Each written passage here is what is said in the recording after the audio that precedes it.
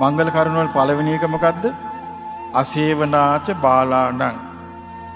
බාලයෝ ඇසුරු කරන්න පාකව මොකද ශ්‍රද්ධාවට හානි වෙනවා.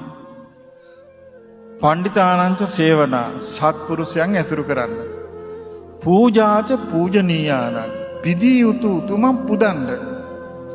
අන්නේ පිදී යුතු උතුමන් පුදන ක්‍රමේ ඒකයි. අපි ගත්තොත් රුවන්වැලි මහා සෑය වඳිනවා කියලා. රුවන්වැලි සෑය මහා සෑය වන්දනා කරලා කියා හිටිනවා මේ වන්දනාවේ ආනුභාවයෙන් අපි දෙන්නට එකට ලබන ආත්මික උපදින ලැබේවා. මේක පිදී උත්තම් පුදන ක්‍රමේද? නෑ. පිදී උත්තම් පුදන්න ඕනි ගරුසරු දක්වා. ගෞරව බහුමානයෙන්.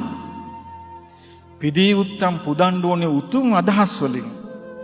ශ්‍රේෂ්ඨ වචන වලින්. පාරිශුද්ධ වචන වලින්. උත්තම වචන වලින්.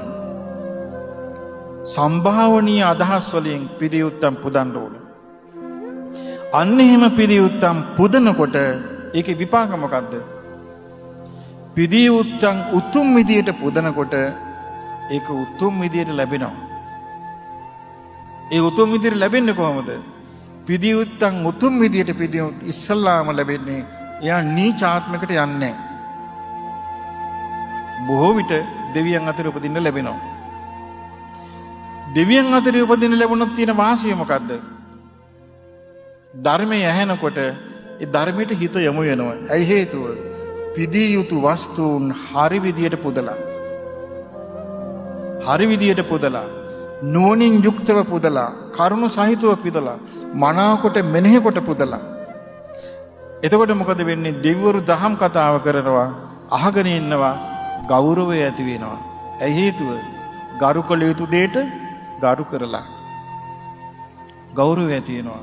පිදී යුතු දේ පුදලා ගෞරවය ඇති වෙනවා. ඒ ගෞරවය නිසා ගෞරවයෙන් ධර්මය අහනවා. අහනකොට මොකද වෙන්නේ? අහන දේ මෙනෙහි කරනවා. අහන දේ මෙනෙහි කරනවා නෙමෙයි අහන දේ මෙනෙහි වෙනවා. අවබෝධය කරා සිත නිකම්ම යනවා. මගපල ලබන්න තව අවස්ථාවල් අපිට තියෙනවා. ඒ ඔක්කොම මේ ගෞතම බුද්ධ ශාසනය. මේ ගෞතම බුද්ධ ශාසනය කියන්නේ දරුවනි වඳ බහැපු එකක් නෙමෙයි. හැබැයි උපායශීලීව නුවණින් යුක්තව එතනට අපි යන විදියට අපි හදා ගන්න ඕනේ. අපි ධර්ම මාර්ගය හදා ගන්න ඕනේ. ඒ මොකද හේතුව? ඒක බලෙන් ගන්න බෑ.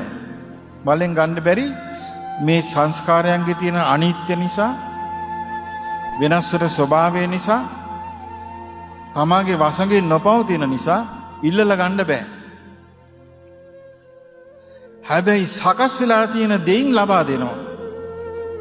ඒකයි මම කියන්නේ මේ පිදී උත්තම් පුදීම ගැන බුදුරජාණන් වහන්සේ මංගල කාරණා හැටියට වදාළේ ඒකේ තියෙන මහා වටිනාකම නිසා.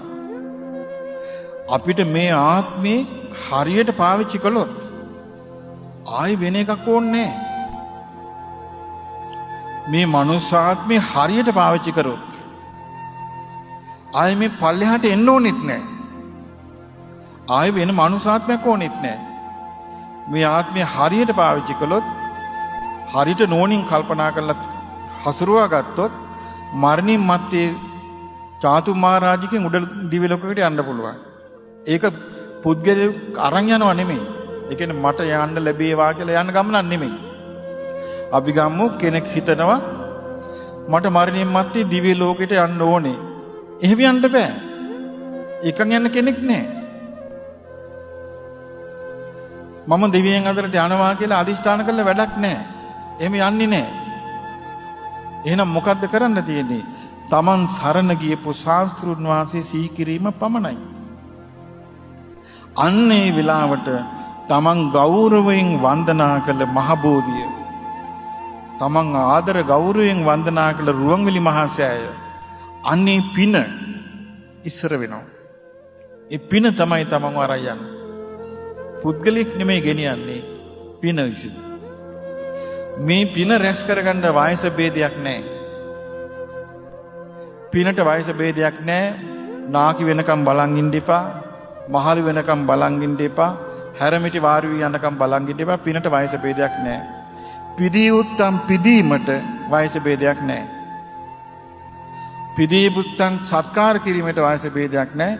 ඒ නිසා ඔබ දරුවනි ඔබේ ජීවිතයේ ප්‍රධාන ලංකා භූමිය තුළ ඔබට ලේසියෙන් කරන්න පුළුවන් ජයශ්‍රී මා බෝධීන් වහන්සේ බැහැ දැකලා වන්දනා කිරීම, ස්වර්ණමාලී මහා සෑය වන්දනා කිරීම, වන්දනා කළ පතන්න ඕනේ චතුරාර්ය සත්‍ය අවබෝධි පමණයි.